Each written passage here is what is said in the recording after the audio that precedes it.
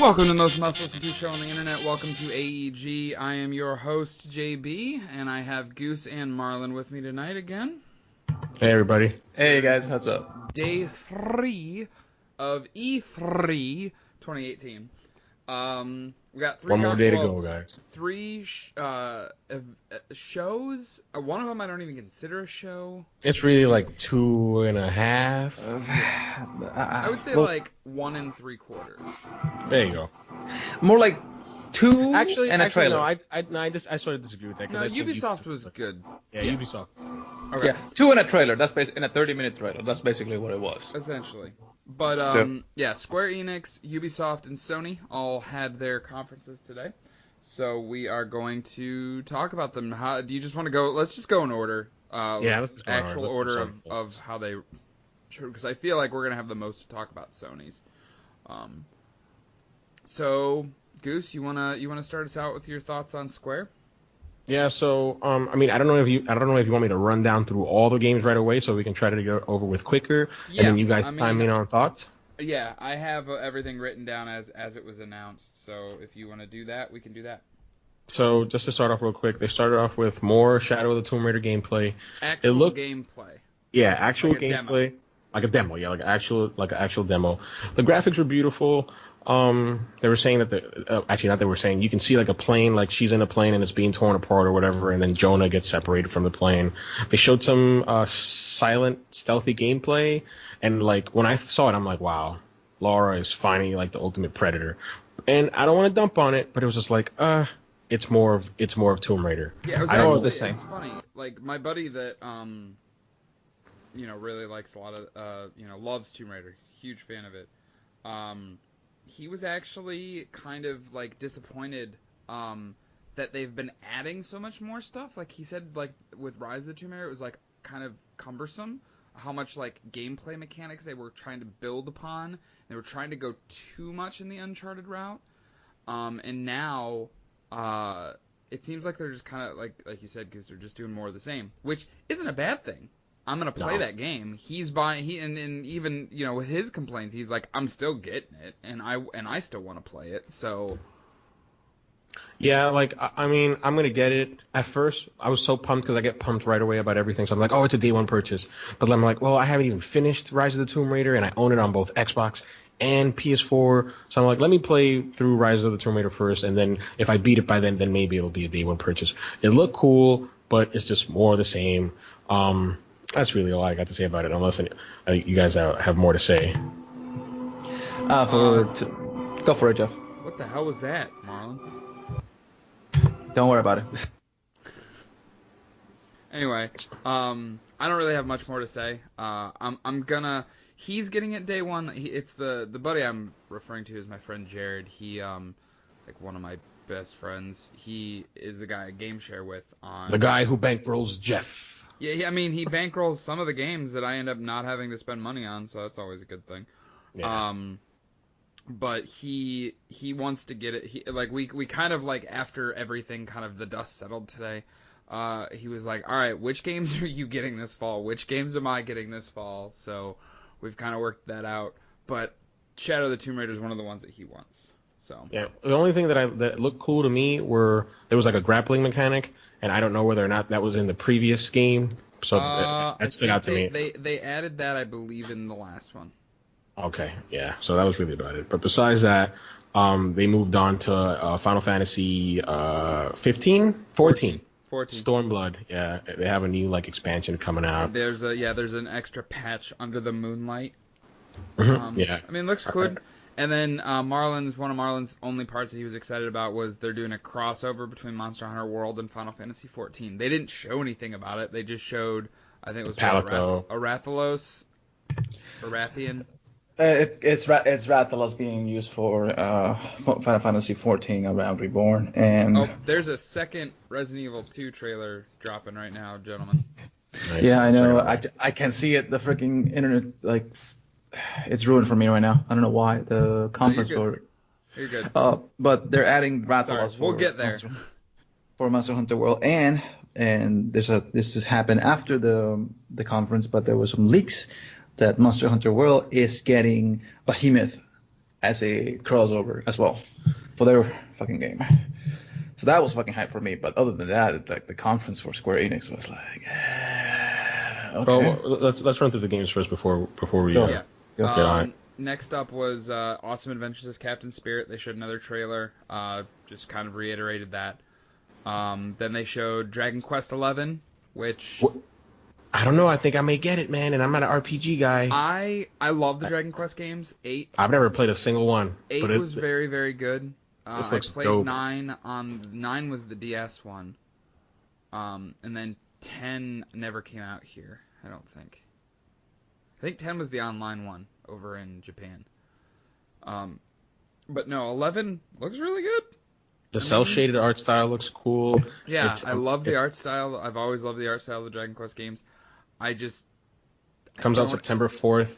The thing is that, like, in September, there's going to be a game coming out literally every week. So, like, I think September 7th is Spider-Man. September 4th is Dragon Quest. September, I think, 20th or 13th or something is Spyro. Right. So it's just over and over and over. And I want to get Quest. The but thing I'm like, is, man, I don't think I will. The thing is, this fall, from, like, the first week of September to, like, the last week in November, there is at least one game a week. Yeah, it's at least jam-packed. Yeah, and they're finally showing Dreams to the fucking conference for for Sony. Like, are you kidding? Like, are you kidding me? Wow. So I guess technically it wasn't over when we got on here, but it seemed over. It's I wouldn't say it's over, but it's for the most parts, I think for us, I think it's over. I know what Jeff means. Like, it's not over in the sense that the conference itself is not over, but the conference proper is. You know, the announcements and everything like that. Yeah. Yeah, there was. We'll get to Sony. We'll get to it. Because it was weird. Okay, so then they showed off Babylon's Fall, which got me hyped when I saw that it was a Platinum game. Yes, Platinum's always a very good developer. I didn't take notes on I didn't take notes on like what I saw. Because like I saw it real quick and then I just had to use the men's room real quick, so I didn't take any notes. I don't know if you have any, Jeff. Nope. I literally wrote Babylon's Fall, developed by Platinum Games. I'm in. Coming to PS4 Steam in 2019. Yep. So they we'll showed see off what that is. Nier Automata again. Yeah. Coming to Xbox One. Then they showed off Octopath Traveler, which comes out in like a month. And there's a new demo coming out for it too. Yes, that was actually really cool. And then they showed off another trailer for Just Cause 4. Which sold me on it. Talked a little bit more. They talked about dynamic weather, a new engine called the Apex engine, the biggest world for Just Cause that they've ever made. And they've added a lot of stuff for the grappling hook and the wingsuit and stuff like that. They've added a lot of little minute touches, but enough that, like Goose said, like it kind of sold me on it. It takes place in Solis, which, as Jeff mentioned, is the largest world that they've created, and it's a South American fictional country. One of the things that really sold me on it was dynamic weather, dude. I wrote that extreme weather mechanic. It includes tornadoes, sandstorms, blizzards, and lightning, creating fun opportunities for emergent sandbox gameplay. And I'm like, man, it's $52. If I use a $10 reward certificate, which I have, I can get it for $40. I'm like, I think I'm gonna get it. I think I'm gonna get it day one because it looks pretty sick. And then I'll take this one because this one was shit. Yep. It looked cool and I'm looking forward. I want to see more gameplay, but I'm just like, man, can Japanese developers be more tone deaf? Like I don't ever like being that guy. And listen, I crap on Latinos too, and I'm a Latino. I'm a Latino American. I make fun of Latinos. I make fun of everybody. Everybody's fair game to me.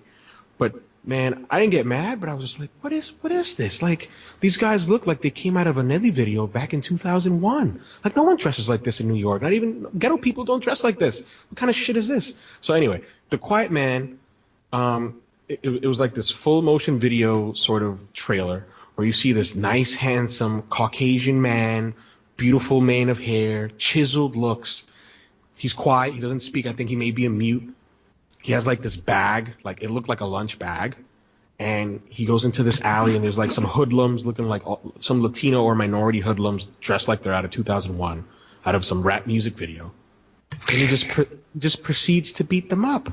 Oh, and the funniest thing, it was like this ham-fisted metaphor of showing them the lunch, like the lunch bag, like I'm gonna eat your lunch or something. I'm like, this is corny. And he just beats them to a pulp. Yeah. And then it just ends and it just shows The Quiet Man. I literally wrote, The Quiet Man, more to come in August, takes place in New York City. Cool looking graphics. Not a fan of Latinos being the bad guys? Question mark. White man being the savior. Get the fuck out of here. But yeah, that was really it. And I'm pretty sure you can take the next one, Jeff, because unless you have thoughts about the Quiet Man, I'm sorry. No. Okay. Yeah, I'm gonna stay quiet. RE2 is multi-plat, which not surprising, but. Oh yeah, of course, yeah. That was. Sorry, I keep getting updates to my phone. Right. So yeah, last thing they showed, Kingdom Hearts 3. They did a little bit of an extended trailer to what they showed yesterday at Microsoft conference. It's the same trailer. They just added bits and pieces here and there. Maybe bit more actual story details for 15 seconds here, 10 seconds there. That's all I did. I mean, I'm actually more excited to see. I want to talk about Kingdom Hearts more when we get to Sony. Because I know Marlon shit his bed, and my buddy Jared shit his bed too. So, I think they shit the bed more when they heard that old song. Yes. Because I have a friend who hears that and he freaks out. I'm like, you're that and that okay. fucking PS4 Pro looks goddamn gorgeous. I will say that much. But buying that, I am freaking buying that. Shut up, Marlon. We'll get there. I love you, man. I'm sorry. I'm really tired. So yeah, that was Square. Overall grade, I would give it a half a point. Wow, that's okay. Out of 1 point out of 5. Yeah, I'm right there with you. I just don't know what to say. Like, I appreciate the length because I think more conferences could be 30 minutes and still get their point across. Yes. But there's no reason of having a conference if you have no points to make. And they hyped this up. They were hyping it up for a month. Like I would look at their Twitter account. They would hype this up, and it was very, very. I literally, my last note was underwhelming as fuck. Yep. 1 out of 5. I'm right there with Jeff. It's a 1 out of 5 for me. A 0. Simple as that. Really? Damn. And I'll tell you why. You know, when I see Nintendo Direct, you know, I see the developers and the people that make the games, and they make a distinct way of saying, hey, listen, we know this is a Direct. We know that we're just going to show you trailers and we're going to show you, you know, what you want to see. And here, they show nothing that I wanted to see. They show no new gameplay. They showed, well, not new gameplay, but they showed nothing that interests me in the sense. When I was looking at Tomb Raider, I'm like, okay, Tomb Raider, more the same, skip. I was watching The Quiet Man. Okay, yeah, this doesn't skip. I was looking at Just Cause 4. Skip. I'm like, this is not the Square Enix that I know. This is just so fucking bad. It's like a fucking. Where was the Avengers game? Yeah, Where the fuck was the Avengers game? This was a 30-minute trailer. This wasn't even a conference. I'm not even gonna give the dignity of calling it a conference. So a 0 from me. Yeah, it was bad. It was pretty rough. I agree with you, Goose. You said it best. Like they made us want to believe, like, okay, if they want to have a showcase this year, they have to be announcing something huge. And they didn't. Nope. It was nothing. And they were done in by the fact that a lot of the stuff that they showed were already showed by their partners, such as Xbox and Microsoft. Right. All that stuff was already shown. So, like, the cat's out the bag. Right. Why do you want to see this again? Right. Like, if that was the first time we'd seen that trailer for Kingdom Hearts, I would have been a little bit more excited. But we hadn't. Yeah, no. And they blew their load on the release date. Like, if they would have waited to reveal the release date for the conference, that would have made cool. a bigger impact. Yeah, that would have been cool. The fact that they actually and it wasn't leaked. They put it out on their own Twitter, which is like. Well, they put it on their own Twitter because it was at the orchestra. They did a Kingdom Hearts orchestra that Saturday. That's why that was released when it was. Yeah, you'd figure you'd hold that info, but anyway, I can't think for Square. Yeah, I digress. We can move on. Ubisoft. I love the way they kicked it off. The Just Dance stuff, I thought it was very, very cool. I thought it was cool. I was like, oh, okay, I like this. This is, I sort of knew it was Just Dance again. Yeah. But I'm like, I like the effort. I'm not gonna lie. Unlike Dalton, I am a fan of Ubisoft. I like Ubisoft. I mean, you can blame them for like iterating on the games or whatever. I guess you can be mad for them not putting a Prince of Persia. But if people don't put people don't buy Prince of Persia, then you're not gonna get one, right? That's just how game development works. That's how the industry works, right? So if people don't buy it, they're not gonna make them. Right.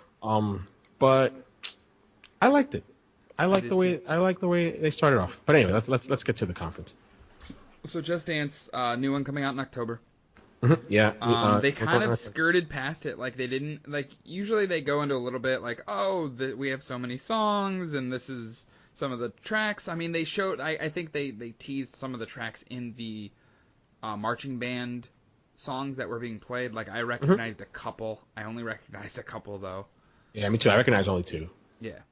But yeah, I mean, it's Just Dance. It's their annual franchise, and other than a couple other ones, but I think it was a good way to kick off the conference. Yes. It was very upbeat, and then it reminded me of something.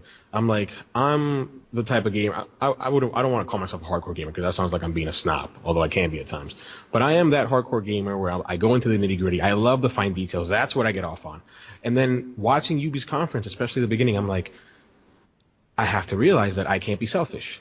This E3 as a whole is an opportunity to get eyes into the product, into the industry for millions of people, not just the hardcore gamers like myself.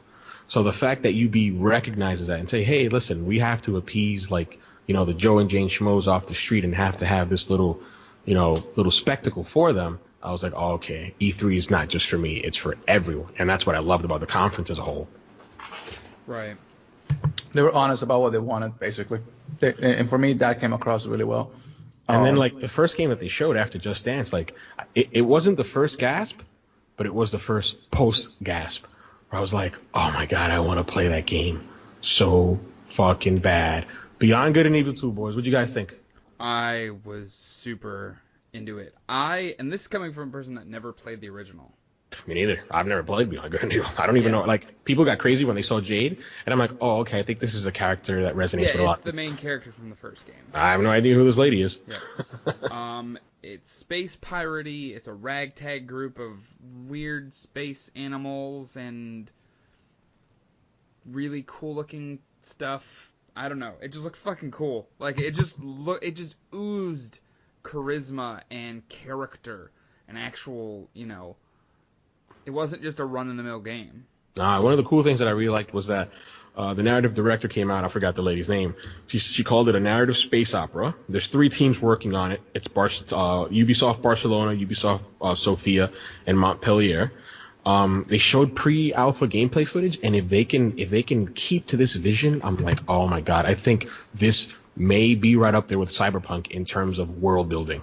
Because the world that they built that I saw through that alpha gameplay footage was awesome. You can play with friends or co-op. They showed flight combat, which is I was like, oh my god. They had melee combat, and then I wrote the game looks really promising. And then one of the cool things, and I even wrote because it looked so good, I'm like, I don't even think this is current gen.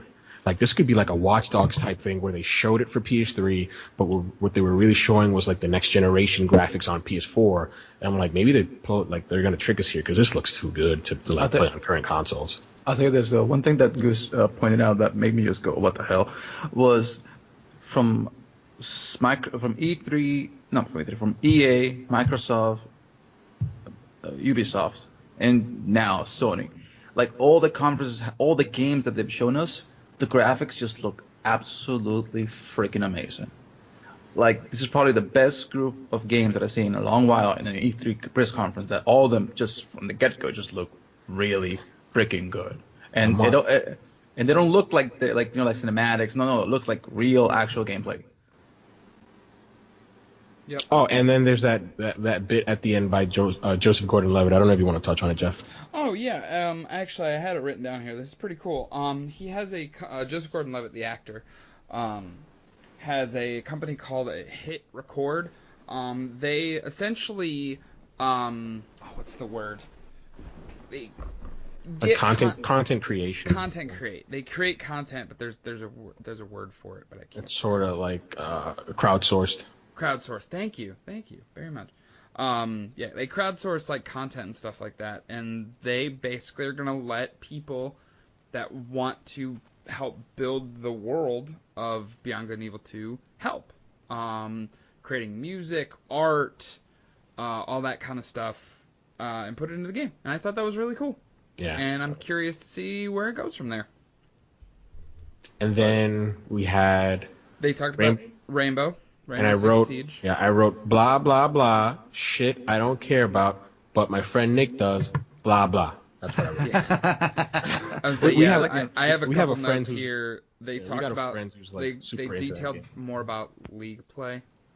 They said there's up to 35 million players now, which is insane. And they're doing a documentary based on some of the community members called Another Mindset. That's literally all I had here. They didn't show any new content. They didn't tease anything. Because their new expansion just came out like last week or something like that. If you're a competitive player, this was the announcement for you for fucking Rainbow. If you are not a competitive player like I am, then this was just blah blah blah blah blah blah blah. Pretty much. So next up, they announced and showed a new Trials game. That Evil Knievel dude was fucking hilarious. I actually liked that whole bit. I thought it was funny. It was funny until he like crashed through the TV, but that was whatever. But yeah, that was like I was like, it was very really ham-fisted. Yeah, it was. It was really corny, but I can see where they were going with it. And then Professor Fat Shady, I had no idea who he was. He was like some YouTuber who helped. Yeah, he helps create the tutorials. He built like a website or YouTube channel called University of Trials, where he basically helps people play Trials, which is kind of cool if you think about it. Yeah, and there's 20 community members that also have been part of the development process for Trials, which is really cool. But Trials Rising is the new name of the new game. Beta coming out. Late 2018, and the game. It's gonna be a February 2019 game. Please don't let it be the 22nd. Yeah, because that thing will get fucking buried. But the cool thing is that they announced that it's gonna be on the Switch as well, which out of all the platforms, I would probably play a new Trials game on the Switch, because that's a game you pick up and play a few rounds, try to get through a level and move on. Yeah, so I think it's gonna be a good home for that game. But it showed a lot more multiplayer stuff. There were multiple people riding and competing and stuff like that. So it looks cool. I mean, then after that, they went into a little bit more deeper dive into the Division 2.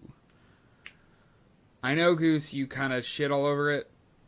But I'm not gonna shit on it. Okay, I mean, okay. I've done enough shitting on it. Let me rephrase. You poo-pooed it. You kind of. No, you were right the first time. I'm not gonna do it for this segment. You're fine. You're lukewarm. You were lukewarm on it. It got my interest when I heard 8-player raids. Yeah. When I heard that, and then the 1 free year of DLCs. Yes. I mean, I'm gonna get it, right? I shouldn't talk shit because I'm going to get it anyway, and I'll probably get it day 1 too. Right. See, for me, like I was talking to, I was talking to you guys about it, like in the group chat. Nobody responded, so I assumed you read it, but I don't know. Would you write? About with the Division 2 and Anthem looking so good, I'm kind of starting to lose it for Destiny. Oh yeah, Dalton's already there. No, I responded. I wrote back. I said, well, I paid $70. I'm all in whether I want to or not. I must have missed that, man. I legitimately didn't say that. I just apologize. No, that's fine. I pre-ordered it as soon as that Forsaken thing went up with the annual pass. I was like, yeah, I'm buying this. Right. So I'm in whether I like it or not.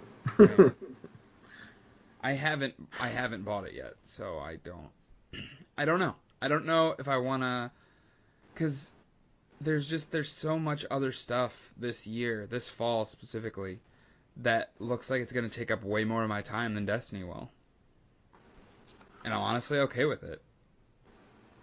It's a personal reason. My client and my group, the Morningside group, there was one of my close friends, Andrew, was like, hey, listen, like this game brought us together back in 2014. Right. And although it's fallen off with the sequel, it's still the reason why we still game together, and we've met up in real life, and we've had vacations together and stuff, and that sort of convinced me. I was like, you know what, I owe it to my friends to give it a shot again, even if I personally am like sort of over Destiny. Right. For me, I'm enjoying what the Forsaken wants to do, and seeing the new trailer that just dropped off on Sony conference, that's what made me go, okay, I'll give it a fair chance. But they gotta fix a lot of shit. They have to fix the game. They do. But how does that relate to Destiny 2? I mean, to the Division 2. Let's bring. What I'm saying is, sorry, we always fall down this rabbit hole. It's because we love Destiny so much. It's a love. We want to see it fucking succeed, and it's like, fuck. I do. So, but anyways, I want it to be the only game I want to come home and play, but it's not in the cards anymore. Yeah, exactly. And if but not anymore. When Taken King came out, that's all I fucking wanted to do was play Destiny. Anyways, besides we going for this deep rabbit hole, the Division 2. The A raid caught my interest because I'm thinking, wow, this might actually be a decent, better way of just doing something. Well, they have to do it correctly though. Because you can't just say, hey, we're 2 up on our next closest competitor, right? And hey, play it. So I'm not gonna lie, I wasn't planning on picking it up day one, but it sounds really corny and shallow. But when I heard that raid 8-player thing, I'm like, oh fuck, I gotta play this on day one now. Like for me, I want to see. Don't think I'll get it day one because for me the division itself, I was like, okay. But from what I've seen, and I still I say this all the time. I want all my friends that were playing Destiny 2 have now moved on to the Division and play it every single night almost. Which I'm not that dedicated, but yeah, you spoke about it I think last night. You said you only got to level 14. And if you only got to level 14 and you didn't play any of the end game content, even during the first year, not any of the stuff that came out afterwards, then there is a lot of gameplay that you missed that you just didn't get to. Because getting to 30 was nothing. It was like getting through the incursions and playing the daily type of stuff that they had, which they've expanded since humongously. Yeah. But yeah, if you only got to 14, there's a lot that you missed from the base game itself. Right. I agree. So, which is why you're looking forward to the Division 2. Exactly, because it's going to be a fresh start for players like me. They've kind of revamped how they're doing the endgame content. Looks like getting a level 30 is not the goal. Once you get that, there's a specialization you can choose from, where you can get a signature weapon. I wrote 2 of them down. I didn't have the third. I know I got sharpshooter, demolitionist. I didn't get the third. I didn't get the third. Yeah, I missed what they were called too. But yeah, and then as Goose mentioned, the 8-player raids, and then the first year they're going to do 3 DLC packs. The first year that the game's out, and they are all free, containing new stories, new weapons, and areas to explore. Yep, which is fucking cool. Some games are doing that. I'm looking at you, fucking Call of Duty. They screwed up. They fucked up big time, man. Because so many games are getting away from season passes. So many games are. Yeah, they screwed up big time. I'm like, wow. Yep. Anyway, the Division 2 though, yeah, day one purchase for me. Probably gonna even do the super expensive edition because that game looks fucking. I think it looks fucking awesome. I love I love Washington D.C. as a city. I would live there. Cool fun fact. Yep. Gustavo's high school prom took place in Washington, D.C. That's fucking cool. It was. We had a senior trip to Washington, D.C. when I was a senior in high school. I'm an idiot. Not prom. Senior trip. That's what I meant. So, yeah, yours did too? Yeah, that was my senior trip, yeah. I mean, I was like, cool, you had a destination prom. That's badass. No, it wasn't prom. I didn't go to my high school prom. It was my senior trip. Senior trip. I'm mine sorry. Too. Yeah. Next, they showed in the Ubisoft conference. They showed the Donkey Kong expansion, which they had a music, another performance, actual live band, play the music for the expansion, which I thought was really really cool. Yeah, I like that too. I'm like, man, I hated what Bethesda did with that Andrew K guy. Yeah, but I love what Ubi did. They knocked it out the park. Ubi did live music was a theme this year. Which Ubi usually does. I mean, they've had Jason Derulo on there before, and they've had other stars and stuff. They like the big Just stars. Stuff, yeah. Yeah, for the Just Dance stuff, yeah. But yeah, so Donkey Kong, the expansion looks cool. It is not standalone. It is DLC. So. Yeah. Next, they showed Skull and Bones. Which they announced it last year, but we finally got a deep dive. We actually got to see gameplay, got to learn a little bit more the setup, the premise, how it's gonna work. I think it looks awesome. really cool. Yeah, I think it looks really like when they first showed it, I'm like, oh, this looks like a game that we'll get to later. This looks like For Honor with boats. Oh, Like I was thinking like Assassin's Creed and Sea of Thieves had a fucking baby. I thought that now afterwards, but when they first showed it, where it was like it looked like arena gameplay, where you're gonna face off against other boats and you're gonna fight and you have to use tactic. I'm like, this looks like I have a feeling like it's a For Honor model. Well, I mean, two of the three games we just mentioned all are owned by Ubisoft, so I'm sure they share tech between each other. Yeah, totally. I thought it looked really cool. They talked about you can choose different fortunes such as weather, conflict, and catalysm. The fortune that they showed off was favorable winds, which means that more ships would be out there to rob and it would be easier to rob them. Yep.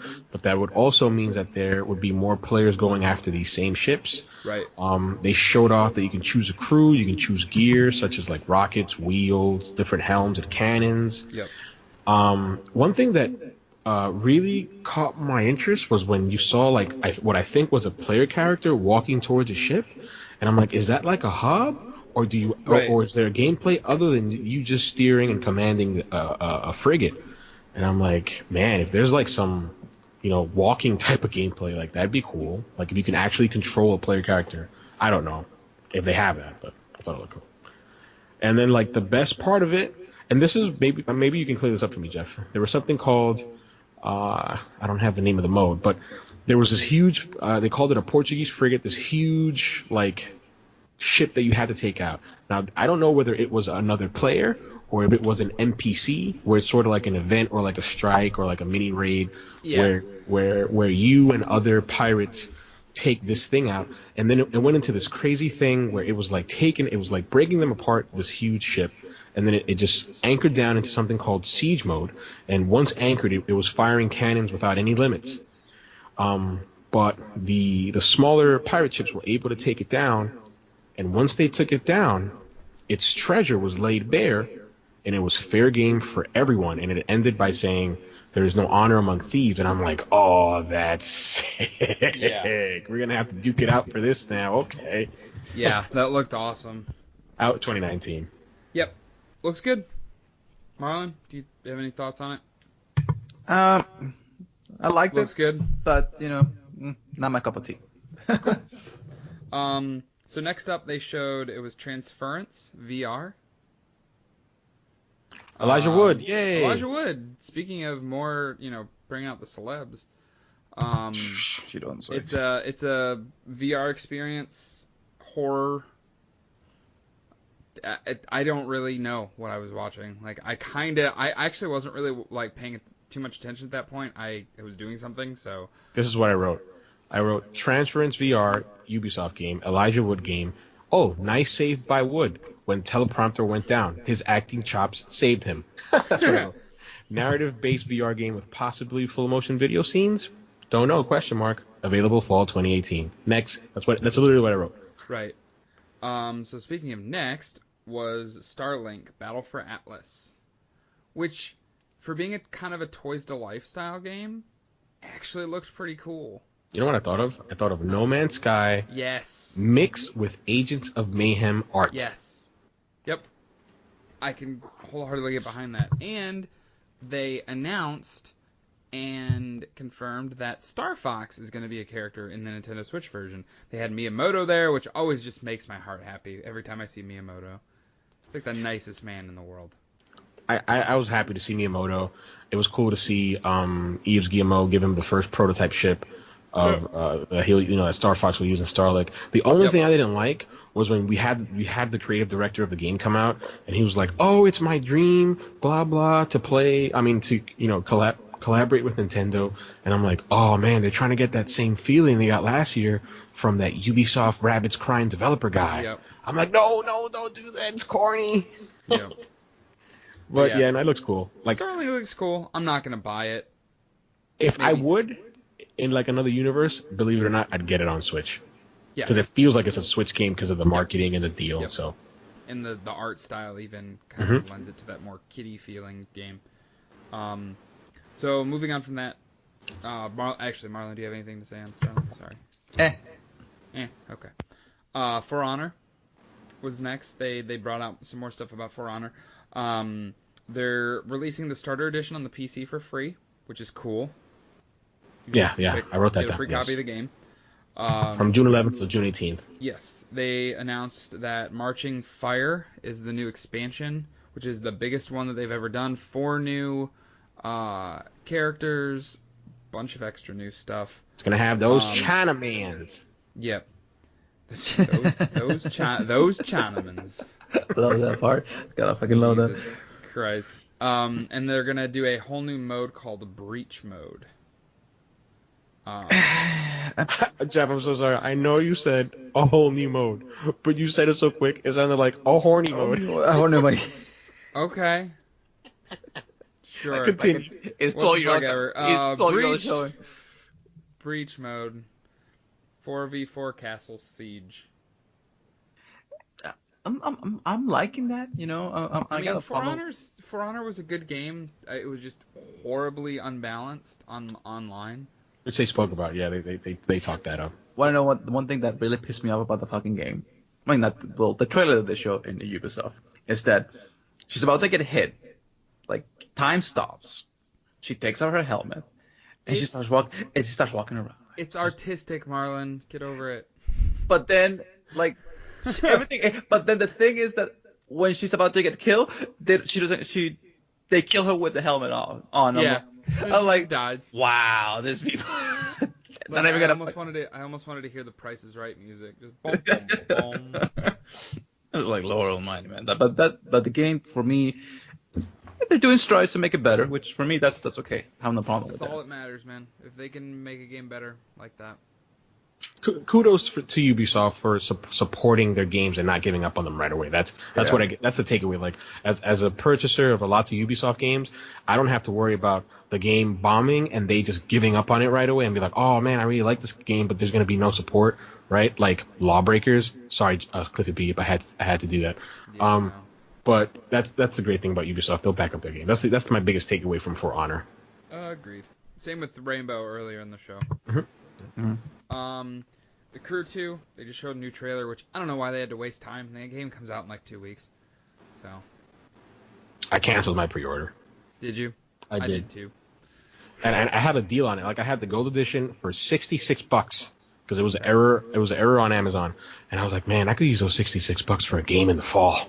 Yeah, I'll just save it. I feel it. I mean, it's not a bad game. It does not feel like a good racer to me. And you would be correct. I think you would be correct in saying that. I wouldn't play it. Forza Horizon's coming out. I'm not gonna play it. Right. Yeah. Yeah. If Forza Horizon wasn't coming out, then I could see myself. If Forza Horizon was not coming out, I probably would lean more into the Crew. But after Forza came out, I think Gus was like, the elite, take this out. I am playing that motherfucker. I was gonna say the $100 edition's up on Best Buy. Did you already nab that, Goose? For Odyssey? For Forza. Oh yeah. It's pre-ordered already. Yes. I figured. But yes, speaking of Odyssey, the last game, the game they ended the show with, Assassin's Creed Odyssey. Assassin's Creed. And I'm not gonna lie, I know Dalton hated it, but man, that game looks so sick. It looks so good. Dude, Greek mythology it done well and done right on a Ubisoft game an Assassin's Creed game would be fucking badass. And from what we saw the trailers and we saw the gameplay, it looks like fucking. And they called it an RPG. They straight up said this is an RPG. Role-playing experience. That's literally what I have written here in my notes. Yeah, you can play as either a male or female character. And now, you can play as male and female characters. I wrote down. I'm definitely playing as Cassandra. I wrote that down. I actually think I'm leaning the same way. The combat and the gameplay was similar to Creed Origins. Yes. A lot of it, like the eagle and like everything, like a lot of the broad gameplay details were very reminiscent of Origins, which is fine because Origins was great. But I love that they're adding dialogue choices. Yeah, I love that they're actually, like you said, making it feel more like a role-playing game. The skill tree also looks a little bit better, because the problem with Origins is there's so many fucking skills. So let me ask you something, because I skipped Origins for a reason. I'm Burnt out. I pulled it out. I This wouldn't. game made me pull it out of my stack, and I'm like, I'm gonna play it next week when I'm off. I'll tell you this. I actually started playing it this evening. That's how hyped I'm for it. So look at this. Which, Goose, you have the gold edition. There is a cool thing, real quick, Marlon. I'll let you get to what you want to say. But with the gold edition, you can bump your character to level 45, but the game does not scale with you. So if you want to get through it a little bit more, relatively easily, a little bit more, enjoying it, actually, feeling the world more, you can do that. Like, I was a level 45 character, and I was playing through, like, level 15 missions, and I was just burning through stuff. I don't know how I'll do it, because, like, the OCD in me, I looked at the trophy list, and I'm like, that's doable. I'll have a week off tomorrow. Let's see if I take a stab at it. So I'll look at the trophy list and see if I can get away if it could be easier for me by doing that, then I'll do it. But if not, I'll just play it through regularly. But thanks for telling me though. Yeah, no problem. But Marlon, go ahead. The question was like, the thing is that for me, Egyptian lore, it's good and it's wonderful, but so I want to ask you guys something, because this is the reason why I skipped it. Do they imply heavily on the Egyptian gods' themes? Yes. Do you actually get to see them, or it's just more like There's a DLC that takes place. Yes, they lean very, very heavily into it. Yeah, okay. Yeah, because if they're gonna do the same thing with Assassin's Creed, then if I get to play against fucking Zeus and all that fucking lore mythology shit, I'll be playing the heck out of it. So I don't know if they'll be gods, but I know that I saw at the end they teased a Minotaur, right? Yeah. And then when I I did not pre-order this one because it's coming out the same day. The gold edition comes out the same day that Forza Horizon 4 Ultimate Edition comes out, so I have to see how I'm going to manage that. See, that's me. It's the opposite. Like, I'm going to be getting Forza just because I have Game Pass. But yeah, I am all in on Assassin's Creed. Like, that is one of the ones I told my buddy. I'm like, I'm day one purchase. Probably getting the gold edition too. Yeah, the Minotaur was the thing that made me go, oh shit, we're actually gonna get fucking like mythological creatures in this shit. Like, please. No, but wait a minute. But when I was looking at the marketing materials, when I saved it on my save for later list, there is a picture of a Gorgon. Yes. So I think they may lean heavily into this because not. It might not be the proper game. Yeah, it's probably DLC. I'm assuming just by looking at the marketing materials look the exact same like the marketing materials and the season pass for Assassin's Creed Origins, where you got like some gear sets, and then the DLC, which were the season pass stuff, played heavily into the mythological and the supernatural, which I think maybe they'll do with this game. We don't know yet. But if you go by Assassin's Creed as a precedent, then maybe that's what they'll do. Right. So, but yeah, that's the only one thing that I Game want looks to ask. fucking phenomenal. It looks cool. I can't wait. It looks really good. I'll tell you that, man. I was very like lukewarm on it, like before I saw anything. But just it looks gorgeous. I love like you said, Goose. Like, I am a sucker for mythology. Specifically Greek mythology. Yeah, that's what really did it. The fact that it takes place in Greece, and it's Sparta versus Greece, and the fact colors, that when I saw the colors, I'm like, man, that's gonna fucking look good in my fucking HDR TV, man. That's gonna look amazing. And then there were like so many characters on the beach. I'm like, oh, they're going back to what they did with Unity. Because I don't know if you guys remember Unity. Like there was like the French Revolution, yes. And you see like all these like peasants and all these people out in the streets, and we haven't really seen numbers like that in terms of NPCs in a Ubisoft game since Unity. And I'm like, I go back to that. Yeah. Like the fact that because like Origins was very scarce in terms of population, obviously. Yeah. But I think the one thing that made me go like a little bit more intrigued about it was the fact that you'll be able to talk to freaking I'm watching this girl right now, and she is just climbing the shit out of these rocks on IGN stream of Assassin's Creed. Assassin's Creed. Oh my God, what is it? The philosopher? It's not Aristotle. It's Socrates. You actually talk to Socrates about it. You're freaking Leonidas' grandson. Yeah. That's insane, man. Like, So cool. Fuck it, man. So cool. It's But gonna yeah. be- So Yeah, that I'm was excited that for was it. how Ubisoft ended their presser. I was really hoping for a Splinter Cell reveal. I was waiting because between every trailer and game that they showed, they had the Ubisoft logo, and then it like changed and made it like a tease of what the next game they're gonna show is. And I was just waiting for it to turn green and have the night vision goggles sound. Yeah, I told Jeff on the chat that I didn't think it was going to happen. Like, as soon as it didn't happen I'm like, it's not going to happen on Sony stage because I think that relationship with Microsoft is important to Ubisoft. And I'm like, they're not going to do it on their own stage if they don't do it on Microsoft stage because there's going to be less eyes on the product for Ubi. Like, we're going to have millions of people looking around the world for Microsoft, and I think that's the best platform to show it on. So when it didn't appear last night, I'm like, yeah, I don't think Ubisoft's going to have it. Yeah. Really disappointing. But real quick, what are your guys' overall grades of Ubisoft? Real quick before we head on, one of the just to close on real quick on Assassin's Creed Odyssey, one of the things that I really liked, they asked them on IGN, one of the producers, they're like, "Hey, I thought Origins was the origin," and the guy was like, "Well, it was the origin of the Brotherhood, which is independent of the story that they're telling here with Odyssey." So I'm like, "Oh, that's really cool." What did I think of the Ubisoft press conference? I thought it was heartfelt. I loved it. I gave Microsoft yesterday a 4, and I gave Bethesda a 3. And I gave Square a 1, and I'm going to give Ubi a solid and weighty 3.5. I actually agree with that wholeheartedly. They played it safe. They Yep. ended with Odyssey, Yep. And I'll be honest, if I hadn't liked Odyssey, I probably would have graded it lower. I probably would have graded it like a 2.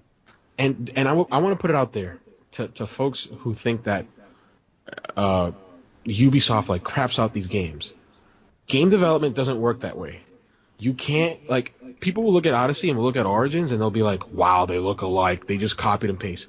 Game development doesn't work that way. It's hard.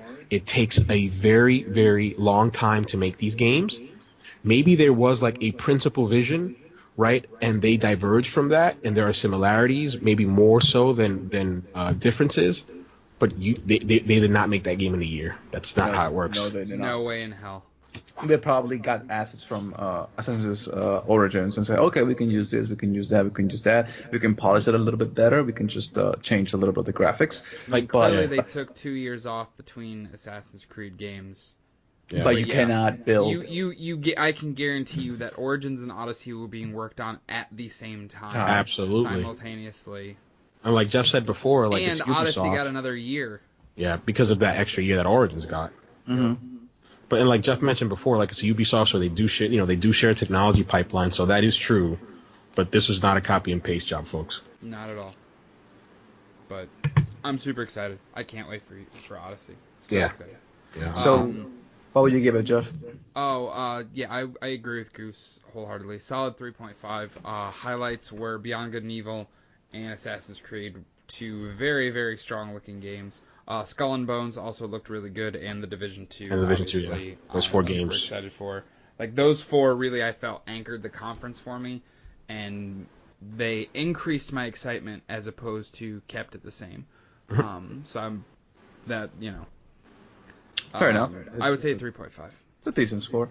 For me, it's a 3. It was good in some parts. I was a little bit underwhelmed about some other parts. I feel for you, Marlon, like judging by me knowing at least a decent amount of what your tastes of games are, there wasn't a lot for you. Nah. For me, I can understand people looking forward to The Division, looking forward to Beyond Good and Evil. They're looking forward to Assassin's Creed Origins, Odyssey. But for me, my taste and the way that I like my video games and the way that I consume them, I feel like I'm being Dalton in this conference since yesterday. Dalton was like, That's okay. I'm gonna feel like Dalton here in a minute, but continue. But for the most part, I think it was a decent showing. Fell flat in some places, so a 3. I would go 2.93, but it is what it is. Not gonna do the 4.1. No. I learned my lesson. Okay.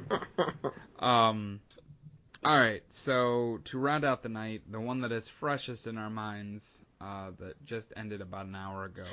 Oh my god, the feels, that kiss, man, Sony. that kiss just. You okay, man?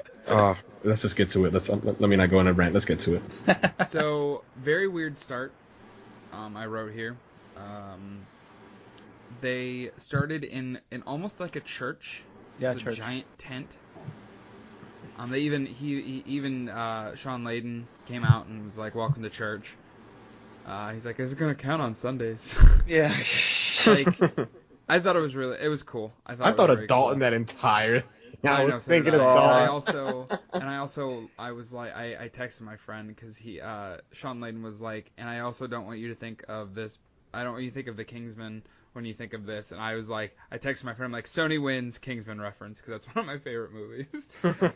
I'll tell you this though, when I saw Shane Layden get into the stage and start, talking, I'm like, this guy looks a little bit stressed out and He looks freaked a out. little he had the white man beard going on. Like, I'm like, what is little wrong with this grizzly. guy? Can Like we admit that Sean Layden falls short in comparison to Jackie Tretton? Yeah. Oh hell yeah. Oh, Yeah, God. no problem with that, dude. No problem with that, because he just looked like he was like, okay, I gotta get this and this and this and bye guys. What is wrong with you, dude? Like, it's your presentation. It's E3. You've been waiting the entire year for this shit. So You should be fucking excited. He's like, right. So he's Start. like, we're gonna do something different tonight. So here's The Last of Us 2. Well, There's that performance by that whole Gustavo. hobo Which- playing, Hobo that Gus. music, man. the hobo playing a banjo. Like, okay, what is this? The And first then, thing like, that I for knew me- it was The Last of Us. I knew it was just by the sound of the music. I knew it was The Last of Us. Well, I But knew I'm it was The like, Last really? of Us They're once gonna they talked about the performer, because he was the one that wrote the soundtrack for the first game. Oh, I So I'm didn't like- know that. So as soon as they mentioned Gustavo, at first I was like, Gustavo, and then he was like, oh, Santolaya. I'm like, oh, okay, so it's The Last of Us 2 they're going to start off with, because that's the guy that wrote the soundtrack for the game. And then he sat down and he played that great song. And then the funniest thing to me was, like, after he finished, like, he slumped for a bit. And I'm like, oh, all right, so that's his life then. That's it. That's high calling. He's dead. If you guys watch the conference again, you'll see, like, he slumped, like, for 2 seconds, and he got right back up and left. And then they show the video where Ellie is standing in the exact same church-like venue where the presentation is taking place, and I'm like, if this isn't meta, then I don't know what is. Oh yeah, it's they clearly set up for that. And as soon as it started, and I saw the look on Ellie's face, and this is gonna sound weird, but when you, and I think some of you will, you guys will agree with me, maybe not. But when you spend time with these games and with these, especially with these characters, you feel like you know them. You feel like they're family. You feel like they are part of you. Yeah. And I'm like, oh, Ellie, I haven't seen you in such a long time. You're so grown. Like, you're a woman now. And that just tugged at my heart. And it was amazing. She was watching this girl dance, and I felt like there was some sort of sexual tension, because we all know that she that looked Ellie's- jealous. that Ellie's gay. And then that, Glenn from The Walking Dead comes over and talks to Yeah. her. Right, and I'm like, oh, okay, who the fuck is this dude? Bye, guy, please leave. And then, the mysterious, beautiful Jewy-looking girl comes in, and she's like, hey, Travis, bye, Travis. And then they have this intimate moment, and this is what did it for me. Like, I'll be honest, like I said it in the text, and I know it was hyperbole, but I'm gonna stick to it. The Last of Us 2, what they showed was game of the show for me. Of the entire show, and the E3 starts tomorrow properly, right? The doors open tomorrow, Yeah, we're still gonna get announcements throughout the week, I'm sure. but that intimate moment, and then they did something where I'm like, I've done that, I did that with, and I'm pretty sure everybody's done that with their partner, with their significant other, where she's sweaty, the mysterious girl is sweaty and probably smelly, and you can see it in her hair, like her hair is napping and everything. And she asks Ellie, hey, do I smell? And Ellie's like, yeah, you smell real bad. And she just mooches on I her. think she said what, hot garbage? Like hot garbage. And I'm like, I've done that. I've come home, when I used to work back at the factory smelling like shit. And my ex at the now my ex now, but my girl at the time, damn baby, you smell like shit. And I just gave her a hug. And when they did that, that spoke volumes to me. I'm like, that's real. That's not a video game. People do this to their significant others. Yep. Oh man! And then they go into the gameplay, and to me there was this theme. And I promise, guys, I'm gonna shut up and let you guys talk. But there was this theme. Everything you're saying, I would have just said. So you're fine. There was this theme of duality where, and it's really cool the way they do it. The cinematography is awesome. So Ellie and this mysterious girl dancing, and then the camera swirls around them, and it shows Ellie like in this forested area. It starts off by her slitting this man's throat, very visceral. You see blood, shanking him in the throat. Yeah, and then I thought of Uncharted 4 when she's hiding in the foliage. You see, it's very, very, very gory. I love that. Really gory. Yeah, I love that Naughty Dog did that. They got some pushback when they revealed the trailer. The perpetually offended were saying, "Oh, this is too much gore. It's gratuitous," and they doubled down. Because this is about the narrative that they're telling, and nothing else matters. This is their story, and they're gonna tell it. And kudos to Microsoft. Yeah, like when Microsoft. Kudos to Naughty Dog for sticking to their shit. Yeah, like after she shanked that guy, she like went through the foliage, and then she was like looking over this like little like cliff face, and this guy was being hung. And while he was being hung, he was gutted. Oh, it was horrible. It was and I was like, oh shit, like. Wow. I think I literally wrote, like, my notes were brutal, intuitive, and nasty. Like, that's literally what I wrote down. It was very brutal. You see that there's some sort of vertical traversal gameplay. She's sort of like in some, like... The gameplay just felt so fluid. It felt so real. Like, it almost felt like it was a cinematic. Yeah, it felt like you were playing a movie. That's how good it looked. It looked so good. So good. Like, for example, for my notes, I'm like, okay, so trailer begins with Ellie checking another girl out, probably a girlfriend. There's some sexual tension. She looks like she's about to be filled jealous. Then it goes into lesbian makeout session. They're looking at us. They're looking at me. No, they're looking at you. No, I'm just a girl. Yeah, just a girl. Like, yeah. So cuts out from a lesbian makeout session cuts to Ellie killing a guy, which cuts into the gameplay. So the graphics look gorgeous. It's probably the best graphics that I've seen for the PS4 in a while when it comes to The Last of Us. And there are other games that we're going to talk about in a little bit that just freaking good. So Sony brings the fucking noise when it comes to man. There was a scene during the gameplay which it spoke to me, man. When Ellie scurries underneath the car, which it looks like a new gameplay mechanic, she isn't just hiding in the foliage. She can actually go underneath the car. Mm-hmm. There was an enemy. There was a woman who found her out, and Ellie shot her in the face. You can see the hole that the bullet makes. Yeah. You see this woman just slump, and like just the life leaves her body. Yeah. And I'm like, she doesn't like fall like when enemies fall in games, they fall. They ham it up. Like animatronically, like because I've been playing a lot of Hitman the last couple days, and it's like super awkward, like the way they like. I've failed missions because the way they fall, it just they'll hit the ground and they'll just do like a flip or just like flail about and just whatever. But like you said, Goose, when Ellie shoots this character in this gameplay demo, like she just slumps. Like I'm not saying anything, but like if somebody got shot. And did she yell?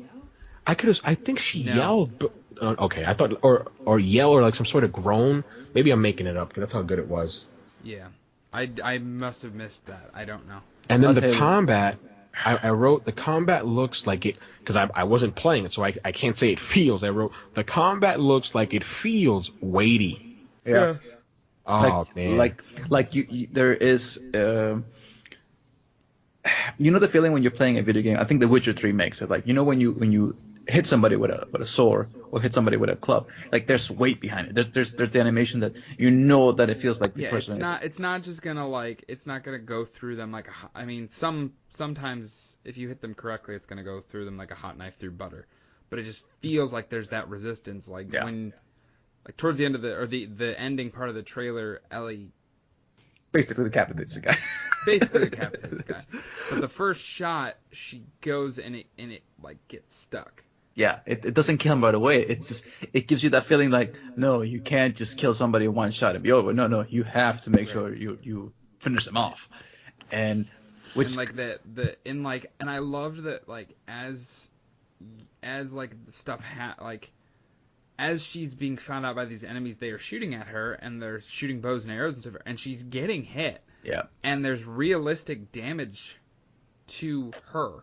Like, the one point she gets shot with an arrow in the shoulder, and she goes into cover, like, after the battle, and she literally pulls the arrow piece out of her shoulder. And when she pulls it off, the camera wiggles. It turns a little red, right? Yep. That was an awesome touch. I'm like, wow, that's like the fact that they thought of that. Like, and like when the enemies are shooting at her, she got, she was shot, and she, like, where she got shot in relation to, her body, like, she, like, she grabbed her side, like, damn it, like. So we know a couple of things. So we know that the crafting system is back. We know that we know that there's a usable environment. So that you can hit something in the environment and it will activate, explode, or do something that will help you out. We know that the way that she grabbed the arrows, for me, it was like, oh my god, that's actually fucking cool. Like the animation. I mean, Naughty Dog is always good for that. The fact that she grabbed the arrow off that dead guy and automatically. Anything, for everything, and automatically like put the arrow on her quiver. I thought that was awesome. Yeah, and where she's sprinting, and there's a bottle, and she's mid-run and grabs the bottle and throws it in mid-run, like throws it at the guy and hits him with it. Yeah, I picked that up too. But in the way it ends, the camera rolls back again after she kills the guy, and it goes right back to that sweet, great moment with that mystery. I'm gonna call her Sarah Silverman. I think that's fair. With that mystery Sarah Silverman looking character, and she's like, "You're just a girl." And the last thing I wrote down was duality may be a theme here, an inner struggle, a story of two Ellies. That's what I wrote. It looked awesome. So good, man. It looks sick. The thing is, we have no release window still either. Yeah, that's a shame. I think that's gonna be a late 2019 game. I feel you're right. Either late 2019 or even early 2020. Oh, I hope not. I can see the 2020 coming on because I feel like they want to give this game a little bit more time, more room for grow and more. When did Lost Legacy come out? Last August. And that was 2017, right? Yeah. No, 2017. Okay. 2017. Yep. I mean, the half of the other team was in pre-production, but I know that they said that they didn't kick it off until the ending of of Lost Legacy. So maybe maybe you may be right about 2020. And after the whole, I hope I'm wrong. I want to be wrong. And after the whole Last of Us, this is okay. We're gonna cut into an intermission and we're gonna go here, and I go, the fuck? Wait, what? Yeah. So after the Last of Us, they're like, we're gonna stop, and everybody that was in that tent or whatever, they moved to the actual theater where they have the. In between, a God of War New Game Plus was confirmed. Yeah, it was very jarring, but yeah, God of War New Game Plus was confirmed, which is great. Ryan Clements is back. They're doing maps for remastered maps from the first two Black Ops games for Black Ops 3, and then they also made Black Ops 3 free for PlayStation Plus, which I thought was really cool. Yeah. And then Activision did this great marketing thing where they're going to have 4 new remastered maps from Black Ops 1 and 2, Summit, Jungle, Slums, and Firing Range. And you can the remastered versions are going to come out for both Black Ops 4 and 3, but if you pre-order 4, you'll automatically get them for free for 3, which is why they shadow dropped Black Ops 3 as a PlayStation Plus game for free. Yeah, so then you're only spending at the minimum $60 to spur you to pre-order 4, which I think is a great marketing deal. I won't fall for it. I mean, I've already pre-ordered Black Ops 4, right? So I guess I did fall for it, but the thing, but not digitally. No. I pre-ordered it on Best Buy. So the one thing, and the key features that they put up for PlayStation Plus, and is available tonight. You can go out and just get it for Black Ops 3. You can go to your PS4, PSN Plus, and get it. For me, that was like little like yay. I love when they do that. When developers do that. When I saw Ryan Clements, all I thought was silver and gold, Yeah. silver and gold. Everyone wants some silver and gold. God, fucking love that shit. Then I they miss did Ultima. like 4 announcements for that little Yeah, they did- press conference. Days Gone, Twins Yeah, Mom. they did the recap of everything. The pre-conference announcements. Beat Saber VR is probably one thing that I really want to play, but I don't have a VR, so I can't even fucking use it. It looks cool. I actually really that game the I can't Ghost something. Ghost Giant looks nice. Yes, that one actually looks really cool. For That VR, one- I might pick that up for the VR. And then they said we're gonna get one final. We're gonna squeeze this in before the next part of the conference, and they just dropped that new Destiny Forsaken trailer. God, Yeah, fuck. I have it. damn it. Yeah, I have it written here. New Destiny Forsaken trailer shown. Cade dies. ... Why? The one fucking character that I enjoy for fucking Destiny, the one has character personality. They want to fucking kill it. Give me a fucking break. Kill Zavala for all I fucking care, motherfucker. Which it was funny. I was reading a Forbes article like a week ago, like when they announced Forsaken, saying basically they think that Cade's gonna die, and this pretty much confirms that. Look at that. And who kills him? Fucking Prince Aldrin. You gotta be fucking Crow kills him. I think he looks like Ted Price. I didn't know his name, so I was like, Ted Price is back. Brother of Reef Queen looks to be the main villain. That's all I wrote. But yeah, right after they snuck that in, they showed off a gameplay demo of Ghost of Tsushima. Which would have been my game of the night if not for The Last of Us 2. That's how much I liked it. Yeah, Yeah. Ghost of Tsushima looks fucking... just jaw-dropping. I put bloody beautiful. It just looks so good. The only thing I agree with you, Goose, you were saying before that we started recording that I hope as well that they have Japanese voices. Yeah, my first sentence was, second venue fucks up conference pacing, by the way. And then I wrote, second venue is showcasing Ghost of Tsushima. CGI trailer showcasing man with horse. Not CGI, it is gameplay. So, Yeah, look, that's what was. And then when you went to that like cliff face or the hill, and just looked around the world, you could see the rain in the distance. Oh my god, that game looks so good. They showed the Otsuna grassland. One thing that really caught my attention, I was like, when the first UI thing you see is the Mongol invasion day 9, and I'm like, is that like a narrative touch where like you'll live out like a day, or is it like a journal? That's what I thought about. I'm like, that's interesting. So let me tell you a little bit of the notes that I have when I was looking at this conference. So, new venue opens with a traditional shakuhachi, which is a Japanese flute. I'm like, okay, could this be Sekiro Shadows Die Twice? And I'm like, most likely will be set in Japan. Okay, so I'm thinking Mongol invasion, day 9. Okay, Otsuna grasslands. Good, look beautiful. Graphics look amazing. And I'm thinking, why do they look off? It doesn't run as smoothly in my mind. This is going in my mind. And I'm like, but this reminds me of like the old Japanese, like ancient feudal Japan samurai movies. Like, could it be like that reference? And then I put, holy shit, he just took the guy's throat. Holy cow. Yeah, no, there was this one scene like when he's galloping through horseback. And he stops at that little ravine, and he gets off the horse, and he goes down it, and then you see like the Mongols, like I'm like, oh, okay, there's going to be some combat, and he's just like still, he's like, And the one guy runs at him, and he just one slice. swing. I'm like, oh, that looks sick. Like, It looks so good. all I thought about was like they managed to capture those like old school samurai films. Yeah. But you could play it now. Yeah. Yep. Which I for was me, like- that's what I put in my notes. Like, oh, now I see. All And, like, Japanese movies, like, He was dressed like in this shitty garb. Yeah. But I'm like, this dude will not end the game dressed in this shitty garb. He will be in all straight up samurai getup. And Yeah. that's going to be bad ass. He had like a bola. Like you can see him climbing. You can see him like sneaking.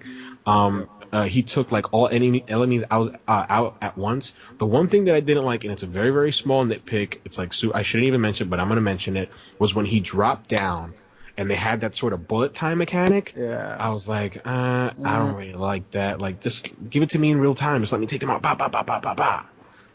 I would have preferred if that would have been a little cutscene where he just goes, and then it's like, okay, we're ready. I'm saying not that. Like, I felt that the fact that they had that bullet time mechanic. I would have honestly preferred a QuickTime event Yeah, none of that. I want control. Like the fact that they had like quick time event, a cutscene, bullet time mechanic. I'm like, you're taking away control from me. I am the player character. Let me do it. I want to do it. Gotcha. Speaking of control, A banana playing guitar. You like that, right? You like that, right, Jeff? that was good. That was a damn good segue. But I'm sorry. Ghost I had of to pat my own Tsushima back. looks awesome. But speaking of control, excuse me, a new game from Remedy. I called it. I'm gonna pat my own back again. And did you also see that it is not exclusive? Yeah, no, it's As soon as I saw the publisher, it's 505 Games. Yeah. So it's not exclusive. I mean, Remedy had said before. Oh, I caught my phone in midair. Yes, Gus. Remedy had said before that they were going to make a multi-platform game, and they said that it was going to come out pretty soon. As soon as I saw the shot of the girl with the gun like molting, I literally I grabbed my phone and I wrote Remedy, and I texted out. Yeah. And then the next shot, you see her face, and that actress is the same actress who played Beth Wilder in Quantum Break. And I was like, oh my god, it's Remedy's game. I fucking called that shit. I know. I was so excited for you, Goose, because I know how much you love Remedy, and I do too. Like Quantum Break was great. Alan Wake is still one of my favorites. Yeah, Alan Wake is an awesome. It looks cool. Like there's a lot of like it's very sci-fi. You can pick like objects up. It kind of looked like. Do you guys remember the game PsyOps? Yep. Yeah, for PS2. That's the first thing that came to my mind when I was watching this story. Jeff, did you play Quantum Break? Yeah. It didn't remind you of Quantum Break at all? I mean, yes, it did. Okay. I literally, I'm like, wow, this is like, I thought it was a Quantum Break sequel. I'm like, this looks like Quantum Break. Like even. I thought that for a second too. Yeah. I was like, man, it does kind of look like Quantum Break 2. The first thing that came to my mind was very Inception reminiscent. Yeah. But yeah, it looks very, very cool. I'm gonna get it. I have a feeling that it's not gonna be a $60 game. I have a feeling that it's gonna be in that Senua's Sacrifice mold of a AAA 4 to 5 hour $30 to $40 game. That's my feeling on it. Yeah. I kind of feel that you're correct on that, but we'll see. Excuse me. And then after that, we get Rat Simulator 2019. You guys can take this one because I don't feel like I'm apt to talk about it. I've only beat Resident Evil 5, so I'm the last one to speak. So Rat Simulator 2018. 2019 actually. It is a new game by the people at Disney who created Ratatouille. So you'll be able to enjoy yourself being a rat. Okay, no, seriously. You'll eventually become a chef. All jokes aside, it's fucking Resident Evil. Fucking Resident Evil 2. Dude, holy shit. 100% from the ground up remake. It has that over-the-shoulder Resident Evil 4 vibe. I'm such an idiot. Like, I'm reading what I wrote, and I just write shit, like, off the cuff. Like, it's not professional. I wrote first-person game, creepy, dark, canned food, an OG PS1 shown, rat is shown, zombie biting man, then shot in the head, and it's Leon Kennedy. Resident Evil, bitches. Third-person elements, maybe even first-person as well, ? Blood, guts, and gore. Resident Evil 2 is coming. It's coming back January 25th, 2019. Yeah, January 25th. Like, that's fucking soon. Dude. They're going to make money. They're going to make bank just like they did a couple years back with Resident Evil 7 when it released in January. Yep. Like, the graphics look fucking amazing. I'm not going to lie. Sold. Even though it's 4 days before Kingdom Hearts, you sold me. The thing is this, though, that we haven't had a good... honest to God, good Resident Evil since Resident Evil 4. Okay? And even Resident Evil 4, was good. It was not for me. I didn't like it. Because Resident Evil 7 was like, it's trying too much, and that for me, I just like the old school, like just zombies trying to eat you, and you kill them in a creepy environment. Yep. That's all I want. But looks great. Looks super good. That was actually honestly a big surprise for me for the show. For the conference. I honestly, the first thing that came out to me when I was watching this thing, going, could it be Resident Evil 0 remake? I'm like, oh no, please don't let it be like that. And then it's like, oh yeah, it's Resident Evil 2. I'm like, okay, I'm happy. So after this, they had a weird game from excuse me, the creators of Rick and Morty, called Trover Saves the World. Or Trover Saves the Universe, excuse me. which I think look really cool. I'm like, Yeah. man, if I had a VR game, I'd buy it. Yeah. I'll probably that'd be something I would probably. It looks goofy and it's very humorous. Very in the same style of Rick and Morty humor. Yeah. So. Someone please call 711. Which is actually that's something that I would say. That's honestly something that I would say. It's like, please call 711. You know, because 711 is the emergency number here, and for this universe, for this that's something that I would fucking say. It was very funny. But after that, Marlon, Kingdom Hearts 3. Oh my god, dude. I was gonna say when they first started showing the trailer, I'm like, okay, Kingdom Hearts, another thing, and then they show Pirates of the Caribbean. I was freaking out. I was like, Johnny Depp gives his voice. He actually fucking talks, for fuck's sake. It's actually Johnny Depp. I'm not gonna lie. Or one of the best sound-alikes I've ever heard. Yeah, I know. So. I think Jeff is probably on the money on that one. But I feel stupid because I don't know Kingdom Hearts, so I didn't recognize it. I literally wrote some pirate game ... Oops, Kingdom Hearts 3 will include POTC, which I think means Pirates of the Caribbean. Yeah, that's what I wrote. Literally the same thing. I wrote POTC confirmed. I put Kingdom Hearts, Pirates of the Caribbean confirmed. Johnny Depp gives his voice. Graphics are goddamn gorgeous. It looks great. And ship combat. Oh god, that looks fucking cool, man. Yeah. And then they also on the PlayStation Store, which is already up. I just $99, $99, which is not bad. You get all all 4 Kingdom Hearts games. Yeah.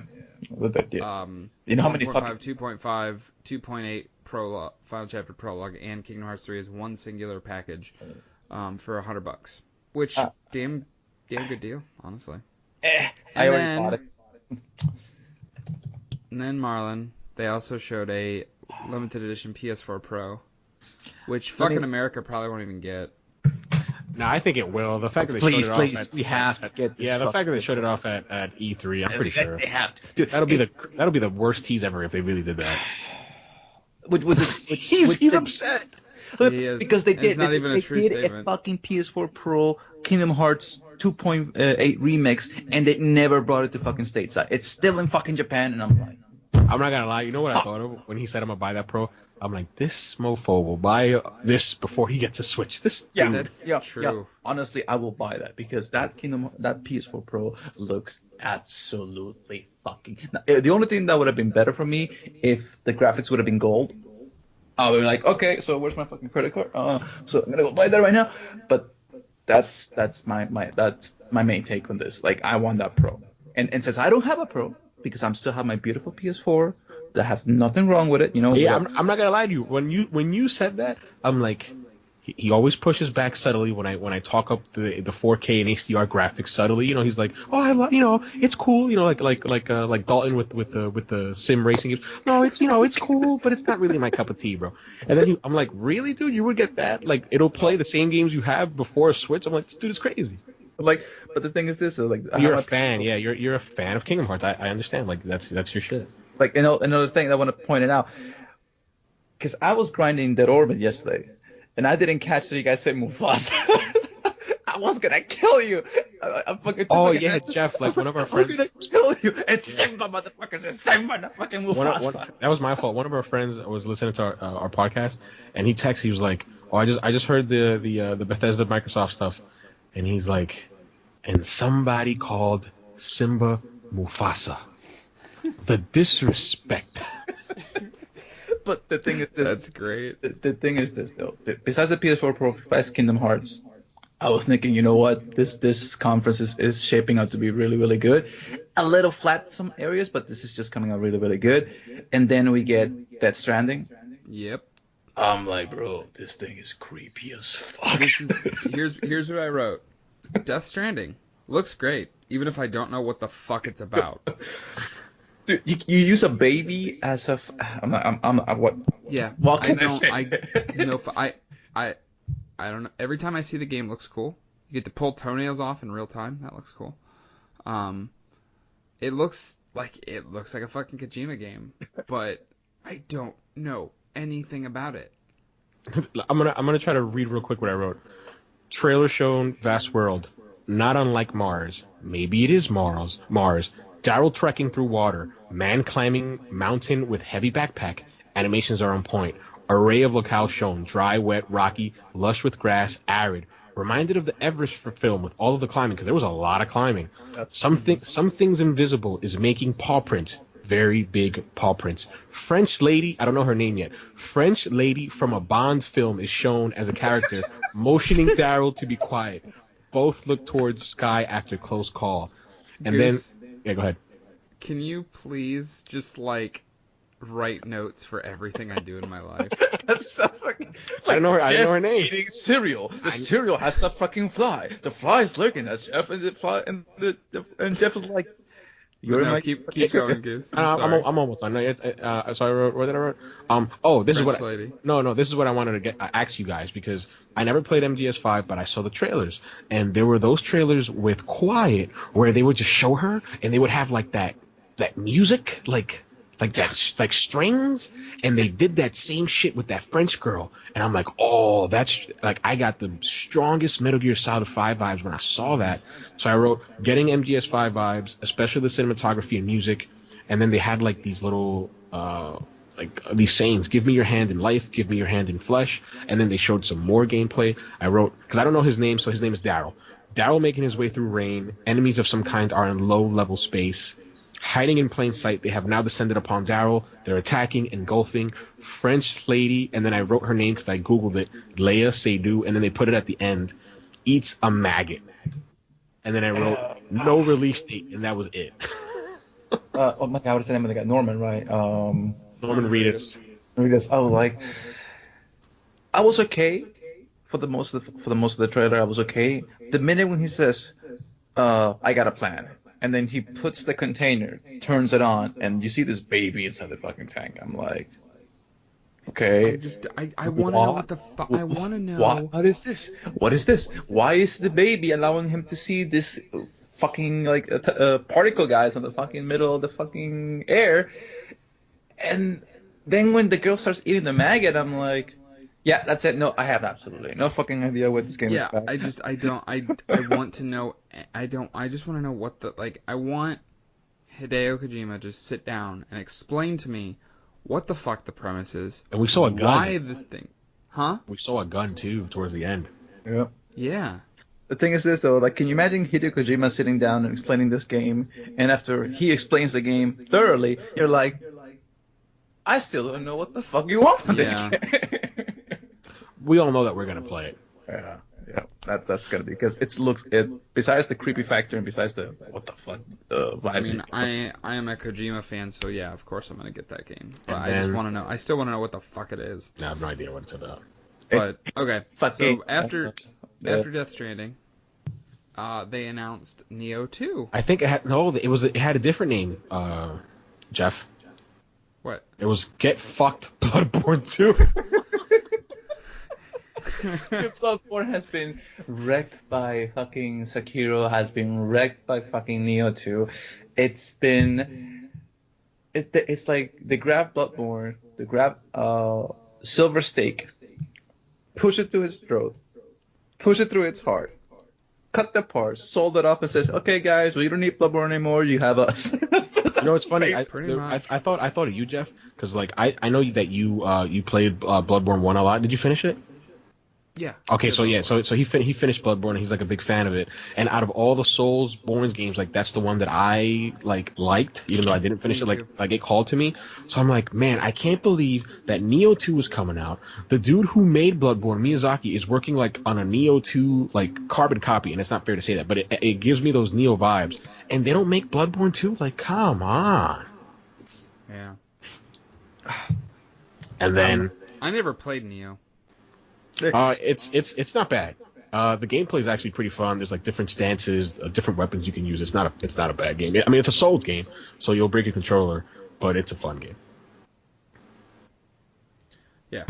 Looks. I'll try to play Neo before Neo 2 comes out.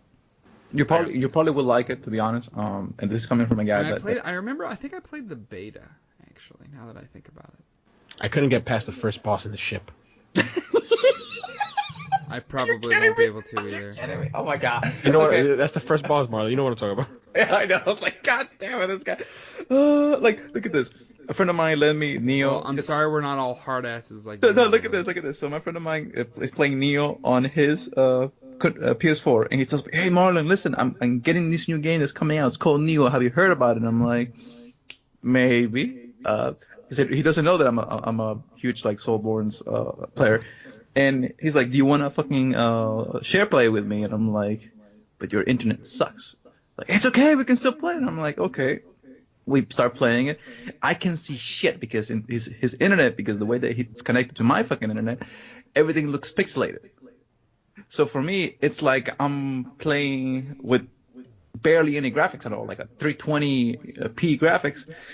And I'm like, yo, this game is hard. And I'm beating this thing left and right like nothing. He gets to the final boss. I'm like, pow, pow, pow. Okay, guys, I beat it for you. And he's like, but you couldn't see shit. I'm like, that's all I needed to say. He got so fucking pissed. He got fucking salty. He told me that after that he never played that game again. That's funny. You showed him up. Because do it. Yeah. So after Neo 2, They closed off the conference. finale. That was so fucking beautiful. Which actually, before you go continue, Jeff, would you agree with me that they should have showed what they showed last first, and they should have flip flopped Yes. with the first Literally first and last flipped thing the they order. showed? Yeah. They should have started with Spider-Man, and then they should have ended with The Last of Us. I think that would have been beautiful. Because the way that Ellie ends The Last of Us gameplay, she looks smiling back into the audience, or back to her partner. Man. If they would have ended like that, that would have been beautiful. I wanted to give whatever. Anyway, let's just get into Spider-Man so we could wrap it up. But yeah, Spider-Man gameplay. And I'm liking this, I'm enjoying this thing, and then we start revealing what, Jeff? Oh, the Sinister Six. Yes. So they showed Electro, then they showed Rhino. I'm like, okay. So that's 3 villains because we know we have Mr. Negative. Yeah. Which I'm like, all right. When they showed Scorpion, I'm like, Sinister fucking Six. Yeah. Because I recognized it right away. I'm like, this is 3 out of this is 3 out of 6 already. Spider-Man is one of the ones that my buddy is getting on the game share stuff. So I thought it looked cool. I mean, I'm okay with it. Yeah, I'll be honest. I really don't have much to say. Like from the trailer, what did I like? I like the fact that they're Sinister Six. They showed like a vast, like open world. Like this is New York City. They showed the East River. You're gonna be playing on the raft, right? So you're gonna go off the island if it's just Manhattan. Fast, fluid gameplay. Fast, fluid gameplay. They showed night gameplay, which we haven't seen before. Freeform combat as well. I'm like, it looks like the Batman combat, but just better and more fluid and more fun. I'm like, can you just stop showing this game and can September just come here quick enough? Yeah, it's got 3 months, man. Yeah, and like they teased something at the end. I'm gonna watch the trailer and try to slow it down because you hear a noise at the end.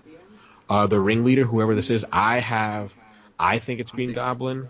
That's just me. I don't know. Maybe it could be Doc Ock. Personally, I want Doc Ock. I want Green Goblin to be in the sequel. That's just me, but I think actually this might come across as like, yeah, I feel I'm with Goose here. It could be the Green Goblin.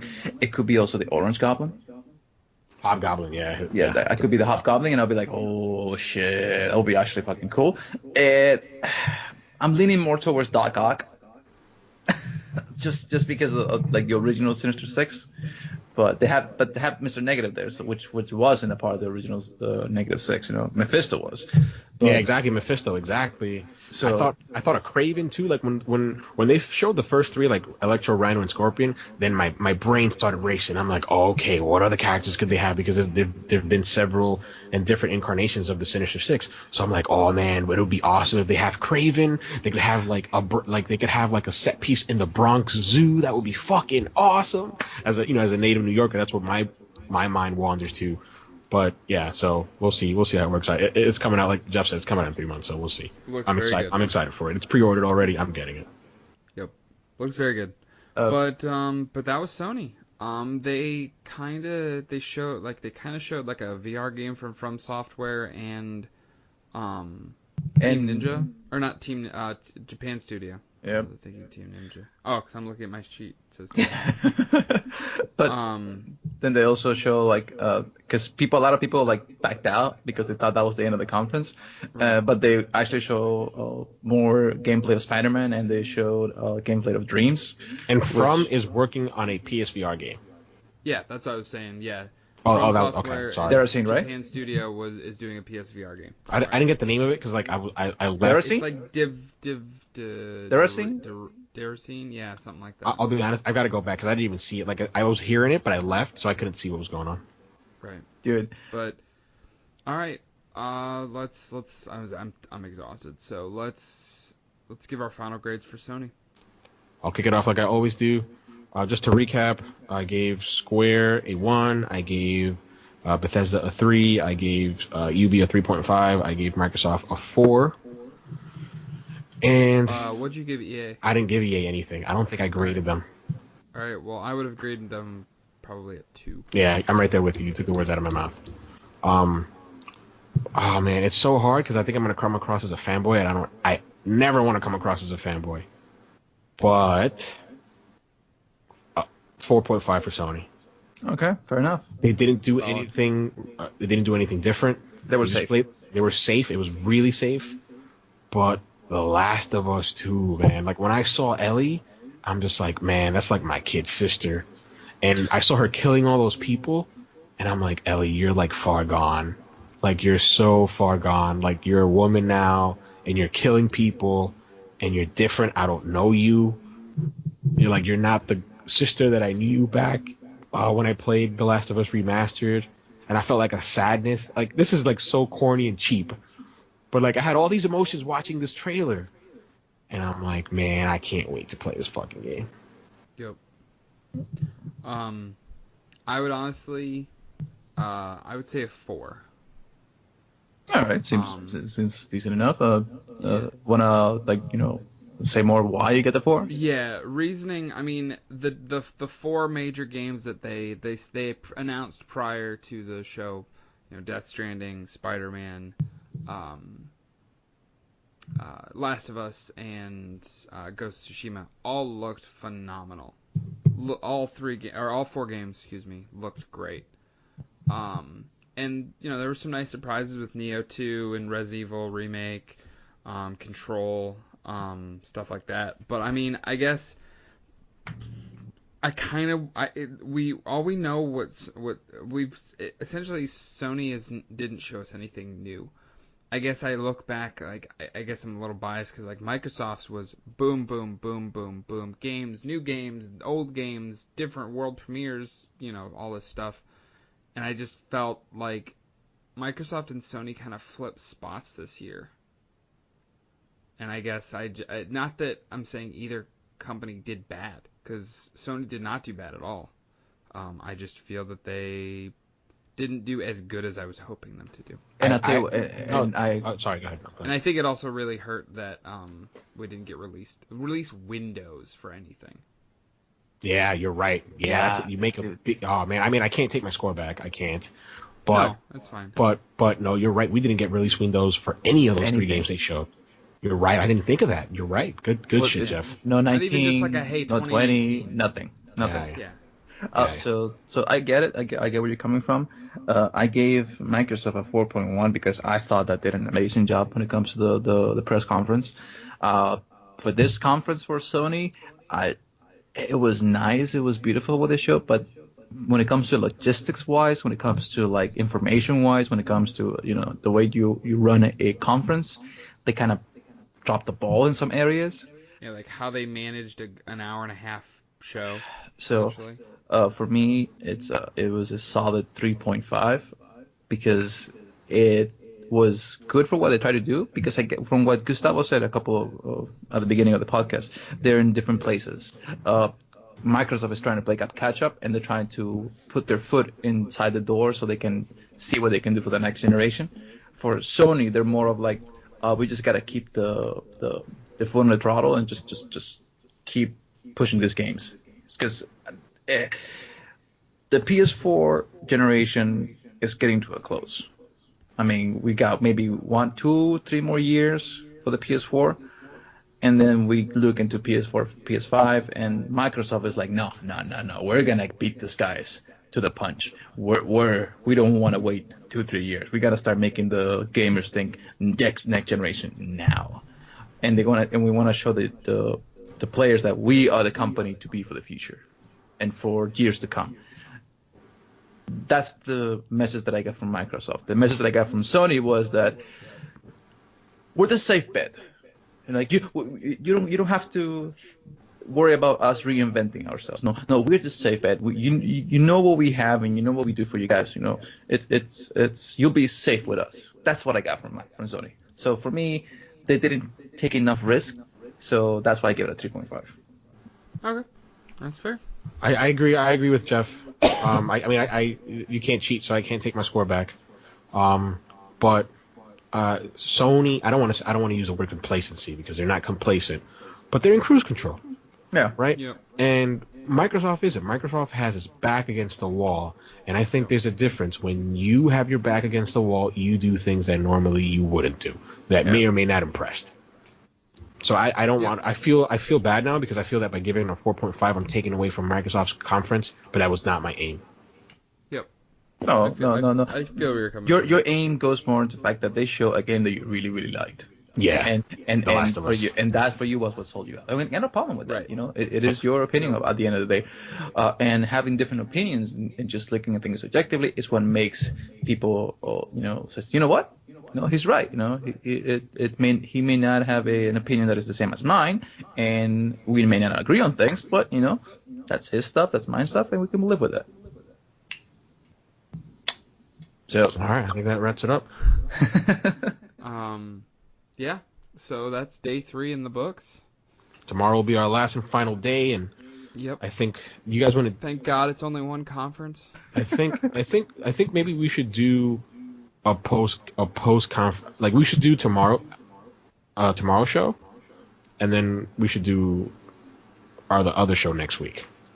Yes. To have everything just I'm 100% okay with that. Yeah. Because I was actually just telling the girlfriend tonight, like, I love E3. I love it to death. But this year I feel more than ever it's very overwhelming. Actually, but to the listeners out there, Jeff and I'm pretty sure I can speak for both Jeff and Marlon. We love games. We are not E3 veterans when it comes to covering it. You guys have noticed, but we are used to E3 and watching the conferences. And I hear Gertzman and I hear Colin Moriarty and Greg Miller and all these guys, and they get tired of it. They're like, "Oh, fuck E3."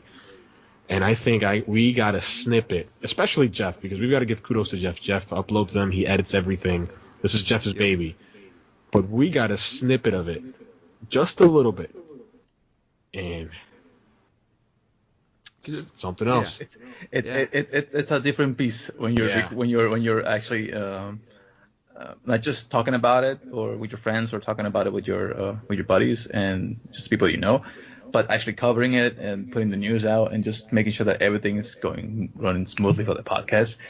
And I'm gonna go into a little bit of a tangent, just quick enough, and I'm not gonna waste your time. But I always thought how it felt doing movies, commercials, and TV shows, and what it took. And when I took a couple of courses and a couple of experiences in that kind of field, I realized, oh, this is a fucking difficult shit. You gotta stay up late, very late, like 3 o'clock, 4 o'clock in the morning, and just waiting for a shoot to be done. And let me tell you, this has made me think, you know what, I can see people from the gaming industry getting real tired of this shit real quickly. Can you imagine just like the people that do all the fucking videos and compilations and interviews and stuff like that, staying up to 4 o'clock in the morning, editing everything out so they can send it to the studio, and then like, okay, we're done, and then you gotta do that shit all over again for the next day, and the next day, and the next day, like, fuck. So trust me, if you want to get into podcasting and you want to get into the E3 shenanigans, Journalism. you gotta love it, which I do, and I think I do love it, and I speak for all three of us that we enjoy it. So, but it is a different beast, and to the viewers out there, don't let it deter you from enjoying it. That's all I'm saying. Well said, Marlon. Well said. Yes, very well said. But we're gonna end it there tonight, guys. But we will be back tomorrow with Nintendo. I may not. By the time we record, I may not get to see all of Nintendo's conference. I'm right there. I'm gonna try to follow yeah. along while I'm at work. But I don't walk in the door till about 7, and we usually record at about 8:30. Actually, I mean, let's just wrap up. We can talk about it after. Yeah. But yeah, so we may. I'm still gonna have we're all still gonna have impressions for you guys tomorrow because I feel Nintendo is the biggest question mark this year. Yep. So yeah, we'll be back tomorrow with Nintendo, and as always, thank you everyone for listening and supporting us here at AEG. Have a good night.